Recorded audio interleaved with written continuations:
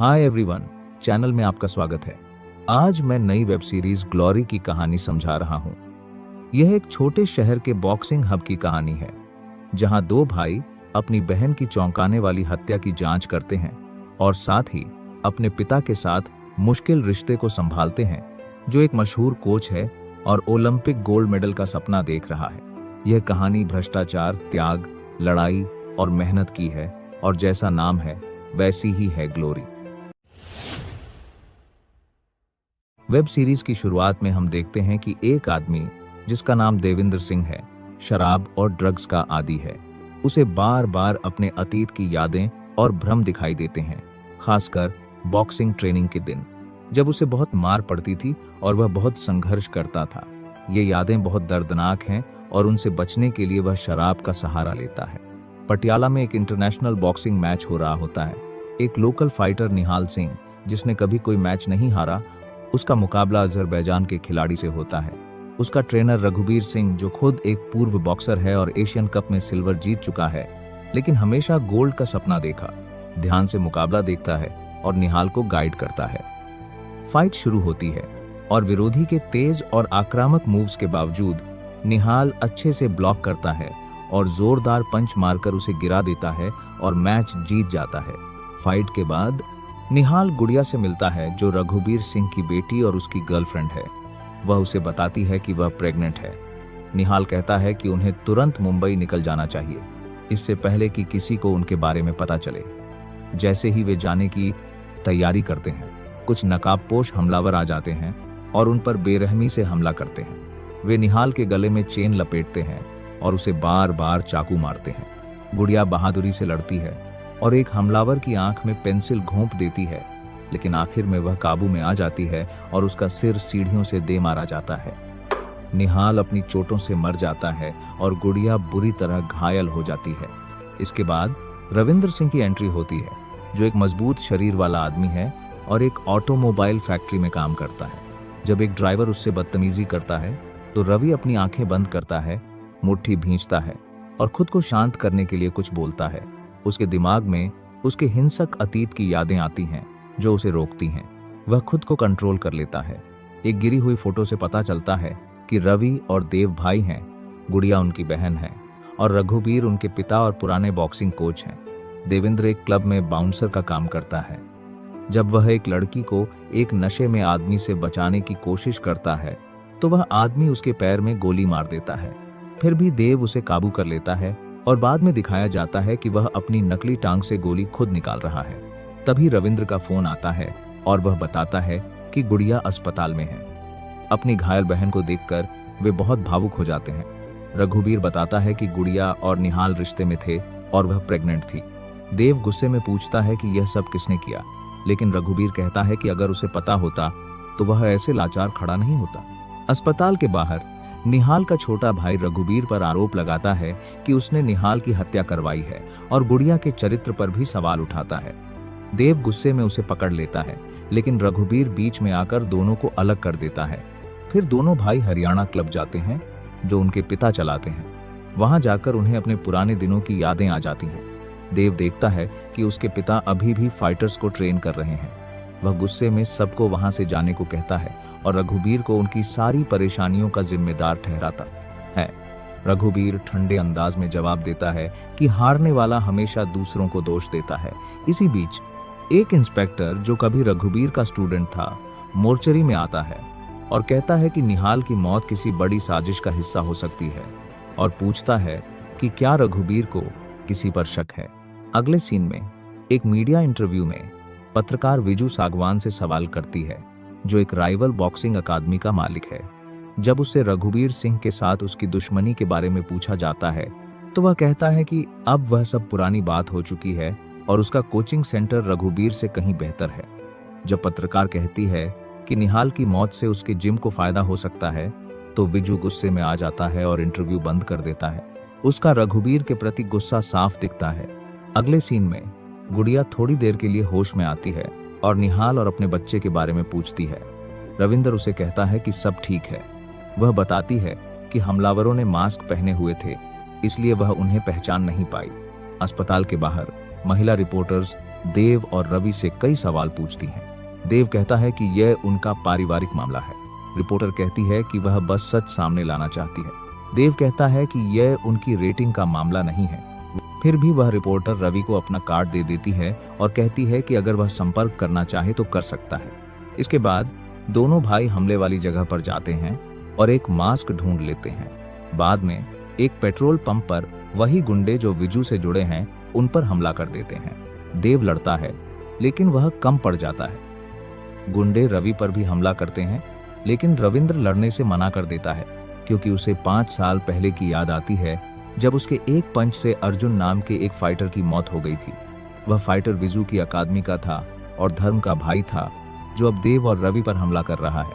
उसी घटना के बाद रवि ने कसम खाई थी कि वह कभी हिंसा नहीं करेगा। देव उसे याद दिलाता है कि यह उनकी बहन के लिए है और जो सामने खड़ा है वह उसी गैंग का आदमी है।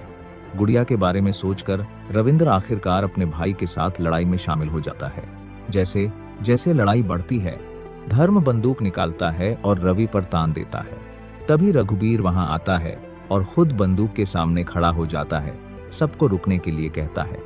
फिर विजू सागवान भी वहां आ जाता है और धर्म को रुकने के लिए कहता है और कहता है कि किसी भी परिवार को 2 बार अंतिम संस्कार नहीं करना चाहिए। इससे पहले कि रघुबीर कुछ समझ पाता तीनों अस्पताल की तरफ भागते हैं लेकिन वे अस्पताल देर से पहुंचते हैं। गुड़िया के सीने में किसी तेज हथियार से वार किया गया होता है और वह मर चुकी होती है। पूरा परिवार दुख में टूट जाता है, रोते हुए चिल्लाते हुए पूरी तरह बिखर जाता है। दूसरा एपिसोड वहीं से शुरू होता है जहां गुड़िया घायल हुई थी। जिस आदमी की आंख उसने पेंसिल से फोड़ी थी वह जमीन पर गिर जाता है जबकि उसके दोस्त उसे छोड़कर भाग जाते हैं। वह अपने चाचा किक्कू यादव के पास जाता है जो एक ताकतवर लोकल गैंगस्टर है। अब ऐसा लगता है कि किक्कू यादव भी इस हत्या में शामिल है। देव और रवि अपनी बहन की अस्थियां साथ में लेते हैं। दोनों बहुत भावुक होते हैं और एक दूसरे को संभालते हैं। देव नोटिस करता है कि उनके पिता अपनी बेटी को आखिरी विदाई देने नहीं आए।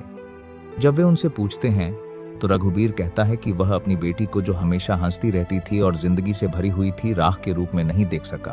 अपनी अकादमी में वह अपने स्टूडेंट से बात करता है और उन सभी का धन्यवाद करता है जो उनके परिवार के साथ खड़े रहे। फिर वह कहता है कि चाहे कुछ भी हो जाए उसे भारत के लिए गोल्ड मेडल चाहिए और उनमें से ही कोई एक उसे जीत कर देगा। वह वापस रिंग में जाता है और ओलंपिक्स के लिए एक बॉक्सर को ट्रेन करना शुरू कर देता है। अगले सीन में देव और रवि अपने पुलिस दोस्त अरविंद शेखावत से मिलते हैं और उसे वह मास्क देते हैं जो उन्हें क्राइम सीन पर मिला था। रवि कहता है कि उसकी बहन ने हमलावर की एक आंख फोड़ी थी इसलिए मास्क पर खून जरूर होगा। देव शेखावत से कहता है कि वह चुपचाप विजू की अकादमी के लड़कों का DNA टेस्ट करवाए। शेखावत कहता है कि 150 लड़कों का DNA टेस्ट कराना लगभग नामुमकिन है, इसके लिए ऊपर से मंजूरी चाहिए होगी।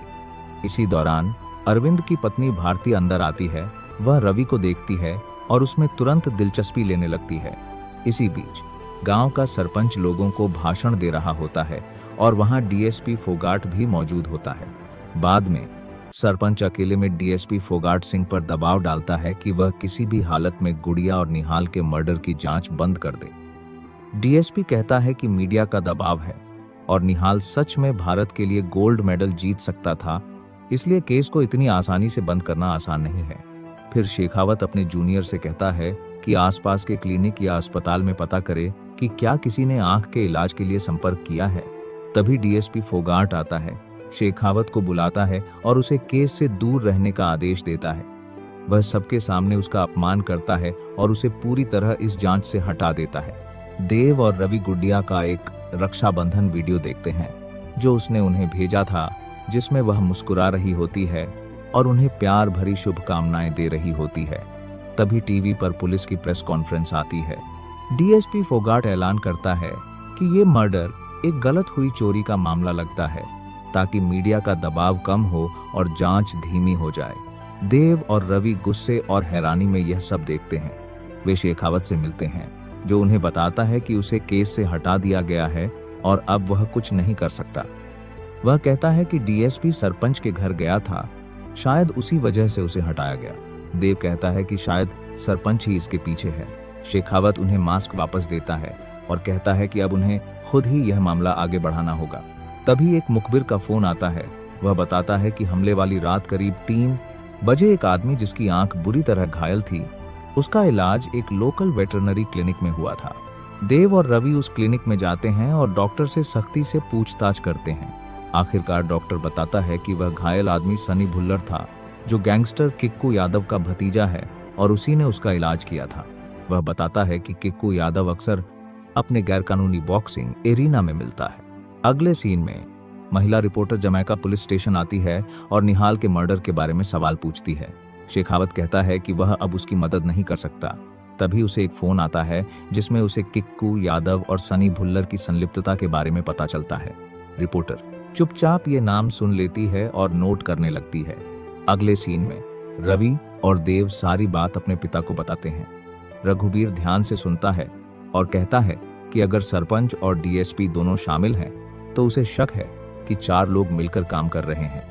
विजू सागवान, डीएसपी फोगाट सिंह, सरपंच और किक्कू यादव, जो सब उस रात बॉक्सिंग मैच में मौजूद थे जब निहाल की हत्या हुई। वह समझाता है कि किक्कू का गैरकानूनी एरिना एक ऐसा अंडरग्राउंड अड्डा है जहां कोई नियम नहीं होते। रिटायर्ड फाइटर्स को लाकर उन पर सट्टा लगाया जाता है। वह अपने बेटों से कहता है कि वे मिलकर गुड़िया को इंसाफ दिलाएंगे किसी भी कीमत पर। गैरकानूनी एरिना में रवि एक फाइटर बनकर अंदर जाता है। उसका मुकाबला एक भारी पहलवान से होता है जो शुरू में उस पर हावी हो जाता है और उसे नीचे दबा देता है। भीड़ में खड़ा देव उसे इशारा करता है कि कमजोर जगह पर वार करे। अपने भाई की बात मानकर रवि वापसी करता है और जीत जाता है। भीड़ में कोई उसे पहचान लेता है कि वह रघुबीर सिंह का बेटा है। दूसरी तरफ सनी भुल्लर पैसे गिनते हुए दिखाई देता है और यह जानकर भागने की तैयारी करता है कि रघुबीर का बेटा यहाँ आ गया है। देव और रवि दोनों उसका पीछा करते हैं, लेकिन उससे पहले कि वे उसे पकड़ पाते, कोई क्रेन चला रहा आदमी एक भारी पत्थर सीधे सनी भुल्लर पर गिरा देता है, जिससे उसकी मौके पर ही मौत हो जाती है। रवि उस क्रेन चलाने वाले का पीछा करता है, जबकि देव जल्दी से सनी के शरीर की तलाशी लेकर उसका फोन और बाकी सामान ले लेता है। देव और रवि सनी भुल्लर की मौत के बाद वापस लौटते हैं। रवि बताता है कि उसने देखा था कि पत्थर किसने गिराया।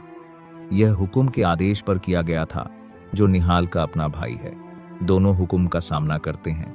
हुकुम बताता है कि एक रिपोर्टर जमैका उनके घर आई थी और बार बार उनके माता पिता के सामने सनी भुल्लर का नाम ले रही थी। कह रही थी कि वह पुलिस शक के दायरे में है।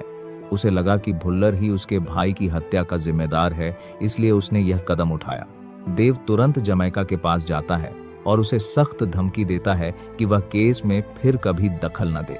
इसी बीच विजू सागवान इंडिया स्पोर्ट्स कॉम्प्लेक्स जाता है और चेयरमैन से कहता है कि उसे निहाल की मौत से बहुत दुख है, लेकिन साथ ही वह तुरंत सुझाव देता है कि ओलंपिक बॉक्सिंग के चयन अब उसके अकादमी से होने चाहिए। वह इसके लिए पैसे भी ऑफर करता है। तभी रघुबीर वहां आता है और उसका सामना करता है और कहता है कि उसे पहले से पता था कि साजिश के पीछे विजू ही है। विजू जवाब देता है कि उसके खिलाफ कुछ भी साबित नहीं किया जा सकता। चेयरमैन बीच में आकर एक हल निकालता है। दोनों कोच अपने सबसे अच्छे फाइटर्स तैयार करें, एक मैच हो और जो जीतेगा वही सीधे ओलंपिक जाएगा।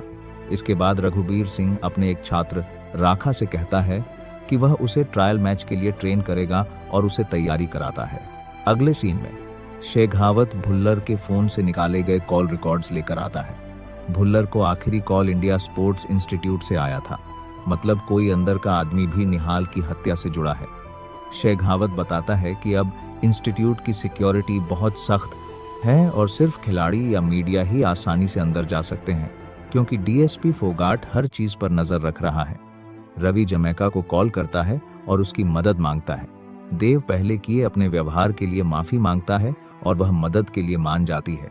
फिर जमैका डॉक्यूमेंट्री फिल्म मेकर बनकर इंस्टीट्यूट में घुसती है। कोच उसे घुमाता है और वह चुपके से भुल्लर के कॉल रिकॉर्ड वाला नंबर डायल करती है और उसे इंस्टीट्यूट के अंदर एक पब्लिक पेफोन तक ट्रेस कर लेती है। वह सबको बताती है। देव को शक होता है कि यह विजू के लड़कों का काम है और रघुबीर एक बॉक्सर शमशेर का नाम लेता है, जो निहाल का पुराना दोस्त था, विजू का ट्रेन किया हुआ फाइटर था और उसी कैटेगरी में लड़ता था जिससे उसे निहाल की मौत का सबसे ज्यादा फायदा हो सकता है। जमैका फोटो दिखाती है और रवि पहचान लेता है कि वही है। रघुबीर एक योजना बनाता है। वह रवि को अंदर एक ट्रेनी बॉक्सर बनाकर भेजेगा ताकि वह अंदर से जांच कर सके। देव कहता है कि उनके पिता इस स्थिति का इस्तेमाल अपने ओलंपिक सपने के लिए कर रहे हैं और वह खुद रवि को ट्रेन करेगा। रवि मान जाता है और दोनों कड़ी ट्रेनिंग शुरू करते हैं, वेटलिफ्टिंग, स्पैरिंग और सख्त डाइट के साथ। रवि 5 साल बाद फिर से बॉक्सिंग में वापसी करने की कोशिश करता है। ट्रायल मैच में राखा उसे बुरी तरह हराता है। फिर शेगावत की पत्नी भारती अकादमी आती है। वह रवि के घावों की देखभाल करती है और उसके करीब आ जाती है। दोनों अपनी जिंदगी के बारे में बात करते हैं। वह कहती है कि जवाब तो उसके अपने घर में ही है। उसका पिता पूरी दुनिया को ट्रेन करता है, तो उसे क्यों नहीं? रवि सोचता है और देव से कहता है कि उन्होंने अपनी बहन खो दी है और उनके पिता ने अपनी बेटी खोई है। अब सही तरीके से ट्रेनिंग करने का समय है।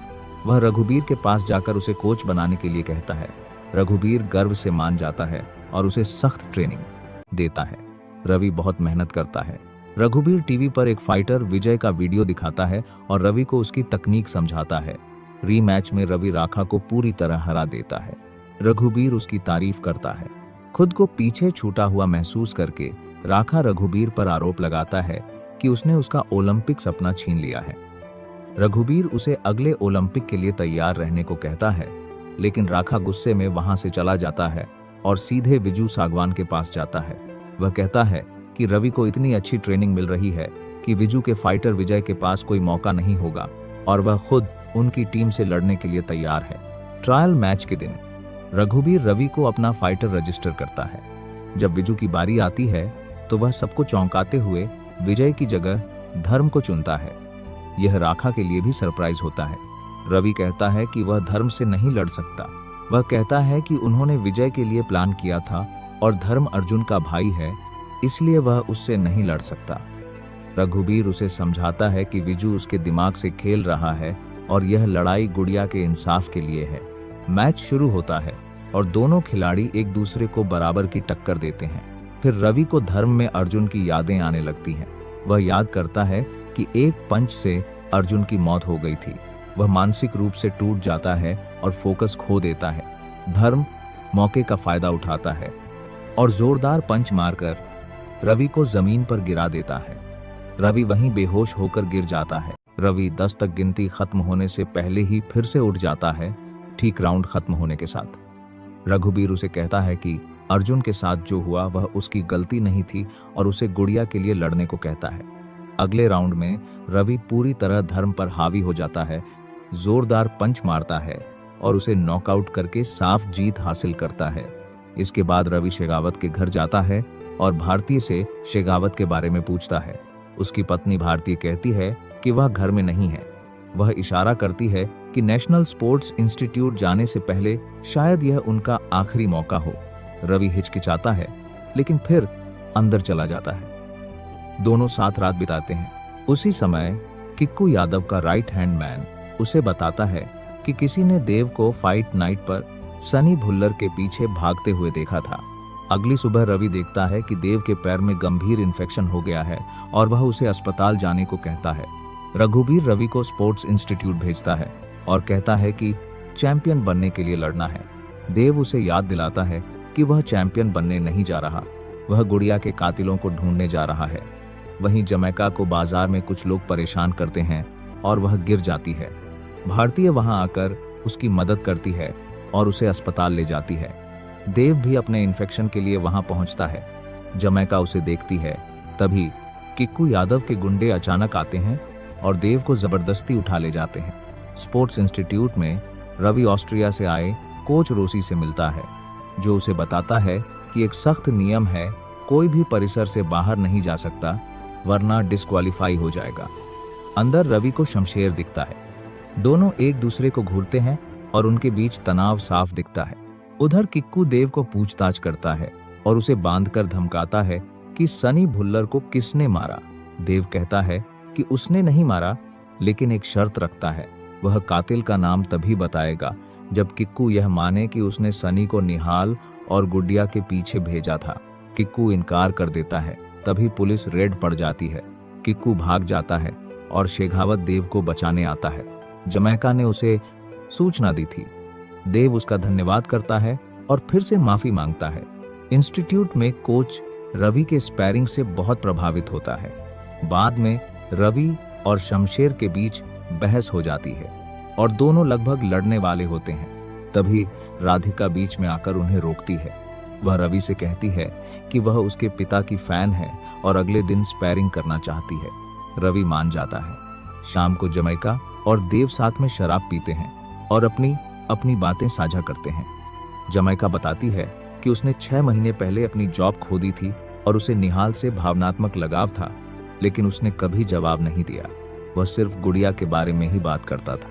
देव अपनी कहानी बताता है कि उसके पिता ने उसे इतना मारा था कि उसका पैर बुरी तरह घायल हो गया और उसे बड़ा था कि घर छोड़ना पड़ा, और जब वह लौटा तो इन्फेक्शन इतना बढ़ गया था कि उसका पैर काटना पड़ा। रवि चुपके से शमशेर की पानी की बोतल में कुछ कैप्सूल डाल देता है ताकि लगे कि उसने डोपिंग की है। वह रघुबीर को फोन करता है और योजना बताता है और रघुबीर डोपिंग टीम भेज देता है। अगले दिन रवि शमशेर से कहता है कि उसके पानी में ड्रग्स मिलाए गए हैं और उसे 2 साल के बैन की धमकी देता है। शमशेर इनकार करता है और बताता है कि वह उस रात इंस्टीट्यूट में था ही नहीं, वह रोसी के साथ 2 घंटे के लिए एक रूम में था, क्योंकि वह समलैंगिक है और सच छिपाना चाहता था। रवि मान लेता है कि यह सिर्फ ब्लफ था। जब रवि देव को बताता है कि शमशेर बेगुनाह है तो देव कंफ्यूज हो जाता है।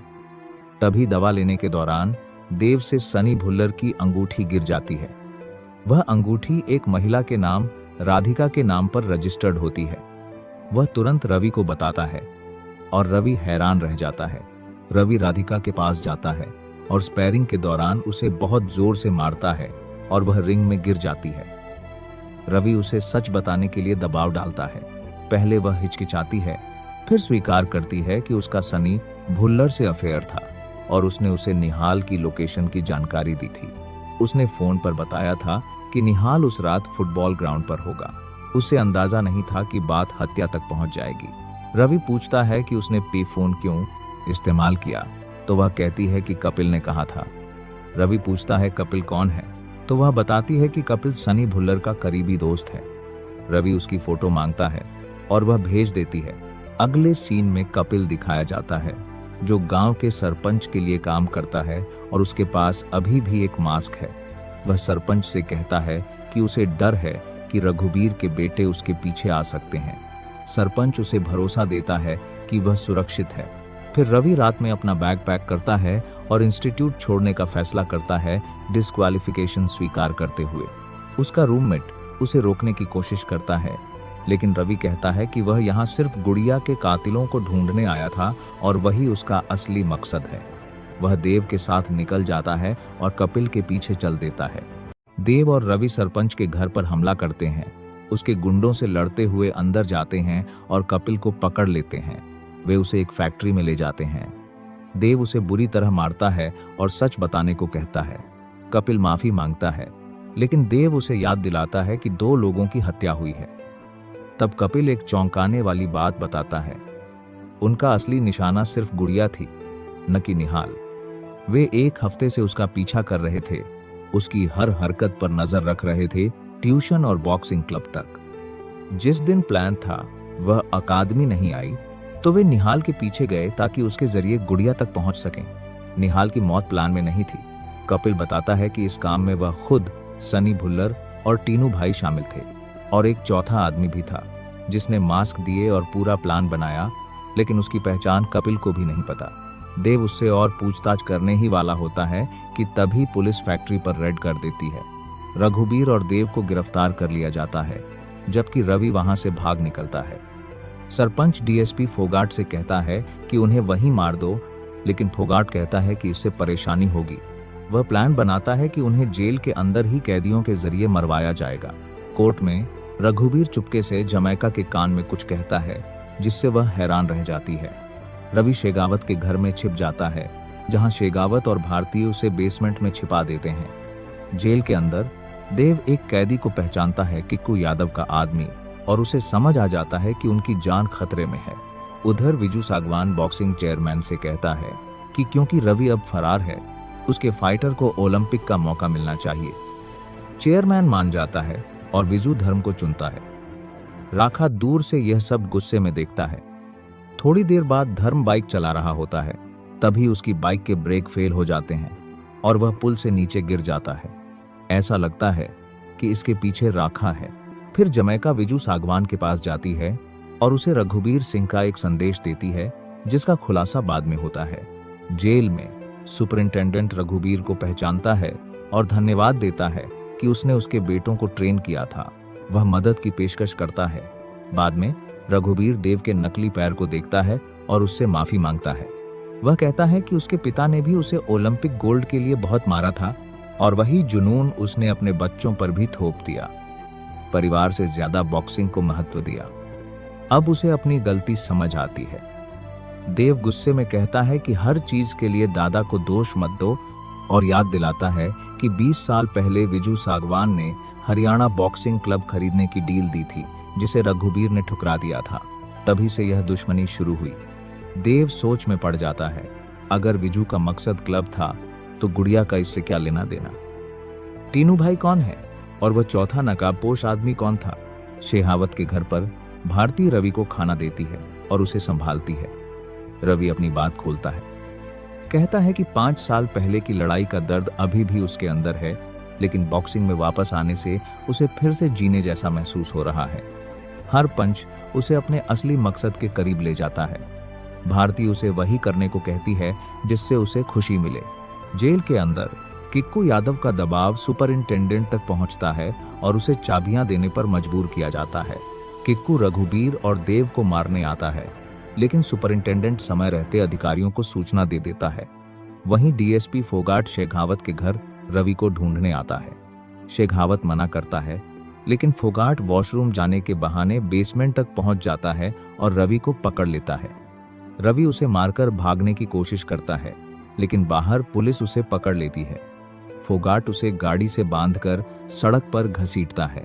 जेल में लड़ाई छिड़ जाती है, रघुबीर के पक्ष और दुश्मनों के बीच, लेकिन सुपरिंटेंडेंट और अधिकारी आकर सब रोक देते हैं। फिर फोगाट को कॉल आता है और उसे तुरंत रवि को छोड़ने का आदेश मिलता है।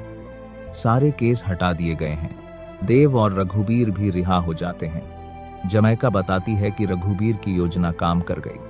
उसने चुपके से विजू को हरियाणा बॉक्सिंग क्लब देने की डील कर ली थी, बदले में सरपंच पर दबाव डालकर केस हटवाने के लिए। यह सुनकर देव हैरान रह जाता है। रवि कहता है कि वह फिर से बॉक्सिंग करना चाहता है, चैंपियन बनना और ओलंपिक गोल्ड जीतना चाहता है।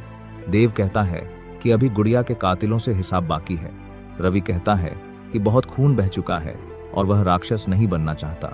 देव कहता है कि राक्षसों से लड़ने के लिए खुद राक्षस बनना पड़ता है। दोनों सहमत नहीं हो पाते। देव जमैका के साथ चला जाता है और रघुबीर और रवि चुप खड़े रह जाते हैं। एपिसोड की शुरुआत रघुबीर द्वारा एक लाश के टुकड़े करके उसे नदी में फेंकने से होती है। फिर कहानी 36 घंटे पहले चली जाती है। रघुबीर रवि को उसके दादाजी के पुराने घर ले जाता है, जो भारत के पहले ओलंपियनों में से एक को सम्मान देने के लिए है।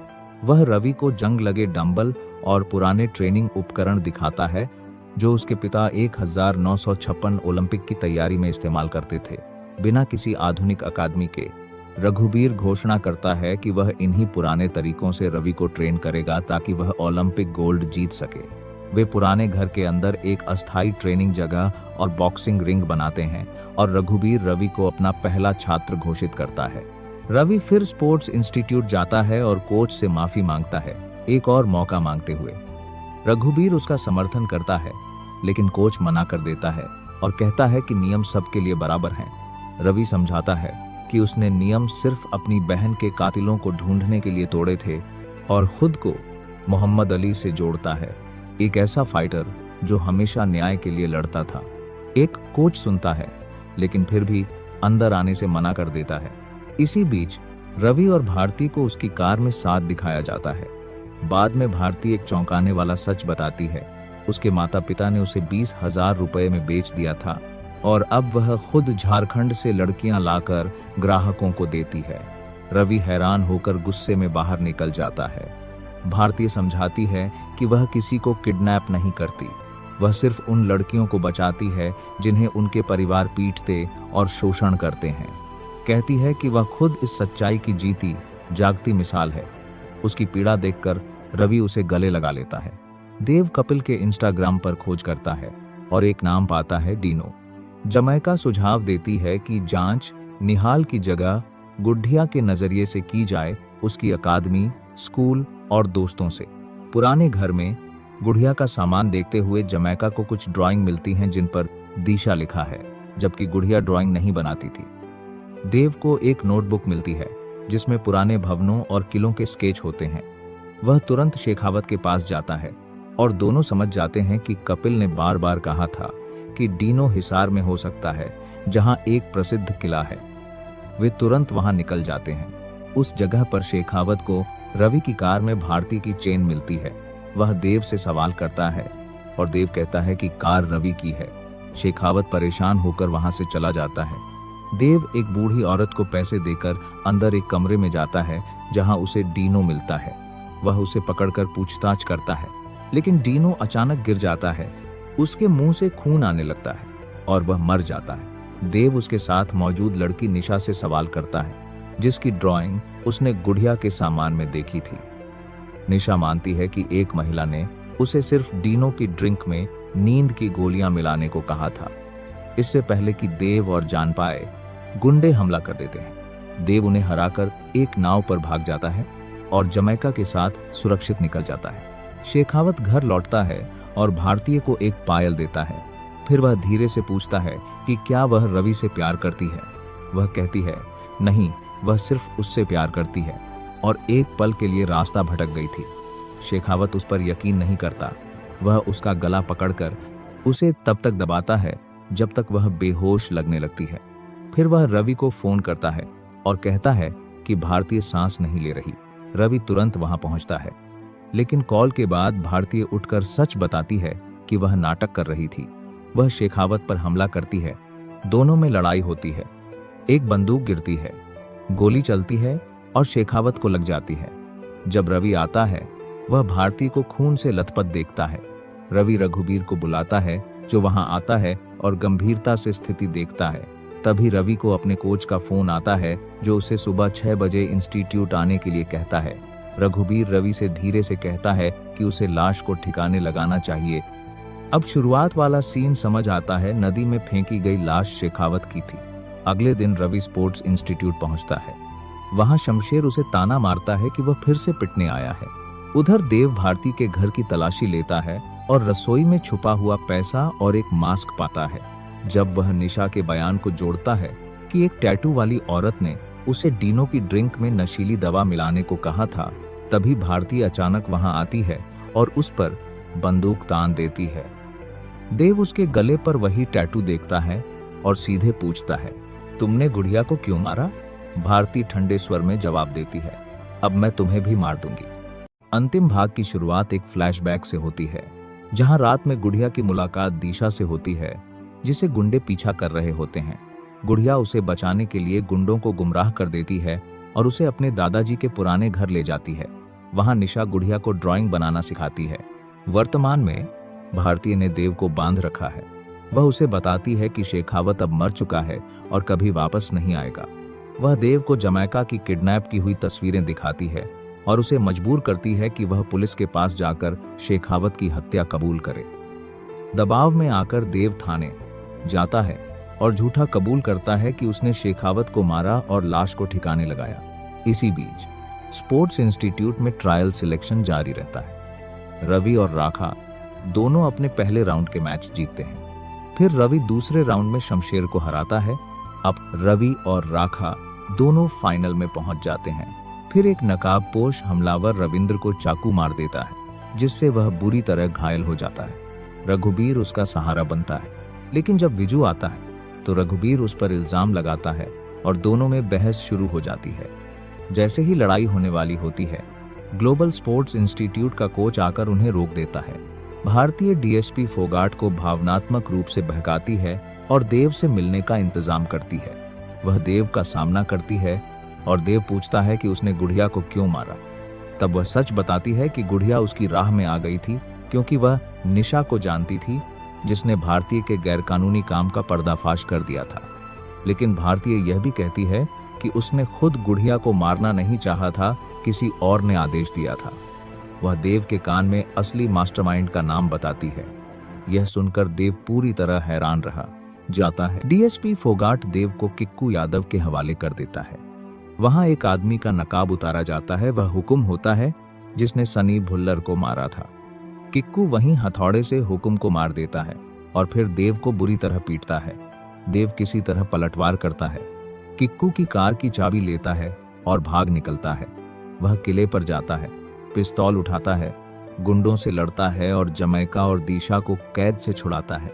देव रवि के पास जाता है और सच बताने की कोशिश करता है, लेकिन रवि को उसकी हालत में भी लड़ने के लिए तैयार देखकर वह रुक जाता है। वह उसके जीवन के सबसे बड़े मैच से पहले उसे तोड़ना नहीं चाहता। फाइनल वाले दिन कोच मैनेजमेंट से कहता है कि रवि बहुत घायल है और उसे खेलने नहीं देना चाहिए और राखा को सीधे विजेता घोषित कर देना चाहिए। तभी रवि अंदर आता है और कहता है कि वह दर्द के बावजूद लड़ेगा। पहले राउंड में राखा बार रवि की चोट पर हमला करता है, जबकि रवि डिफेंसिव खेलता है और मुश्किल से खुद को संभाल पाता है। कमेंटेटर हैरान होते हैं कि वह अभी तक खड़ा है। ब्रेक के दौरान देव भीड़ में पीछे से रघुबीर के पास आता है और उसकी पीठ पर पिस्तौल लगा देता है। वह कहता है कि उसे सच्चाई पता है। रघुबीर शांत होकर कहता है कि बस 2 राउंड और रुक जाओ, उसके बाद देव जो चाहे कर सकता है। दूसरे राउंड में रवि आक्रामक हो जाता है और बार राखा की डिफेंस तोड़ता है। राखा किसी तरह राउंड के अंत तक टिक पाता है। देव रघुबीर को पिस्तौल की नोक पर ड्रेसिंग रूम में ले जाता है और उसके पैरों के पास गोली चलाता है। तब रघुबीर सच कबूल करता है। वह बताता है कि उसे पता चला था कि गुड़िया प्रेग्नेंट थी और वह निहाल के साथ जाने वाली थी। उसने निहाल को 8 साल तक ओलंपिक गोल्ड के लिए ट्रेन किया था और वह उसे खोना नहीं चाहता था। अपने जुनून में अंधा होकर उसने भारती से संपर्क किया और गुड़िया को मारने के लिए गुंडे भेजे, लेकिन उन्होंने निहाल को मार दिया। बाद में अस्पताल में बात करते समय गुड़िया ने उसकी बात सुन ली और चिल्लाने लगी, डर के कारण कि वह सच बता देगी। उसने खुद उसे मार दिया। वह कहता है कि जो भी उसके गोल्ड मेडल के रास्ते में आया उसे खत्म करना जरूरी था। तीसरे राउंड में रवि अपनी पूरी ताकत लगा देता है। जोरदार पंच, लेफ्ट हुक और लगातार हमले, जिससे राखा लगभग बेहोश हो जाता है। फिर भी वह किसी तरह आखिरी घंटी तक टिक जाता है। जब रिजल्ट आता है तो रवि को विजेता घोषित किया जाता है। वह खुशी में अपने कोच को पुकारता है। देव फिर रघुबीर से कहता है, तुमने कोई विरासत नहीं छोड़ी, तुमने सिर्फ नफरत, बदला और गुस्सा छोड़ा है। लोग तुम्हें कोच सर के नाम से याद नहीं करेंगे, बल्कि एक राक्षस के रूप में याद करेंगे। दुख और गुस्से में देव बंदूक उठाता है और सीधे अपने पिता पर तान देता है। तभी डीएसपी फोगाट वहां आता है और देव से बंदूक नीचे रखने को कहता है। पहले देव मान जाता है, फिर दोबारा बंदूक तान देता है। तभी गोली चलने की आवाज आती है और सीरीज यहीं खत्म हो जाती है, बिना यह बताए कि किसे गोली लगी।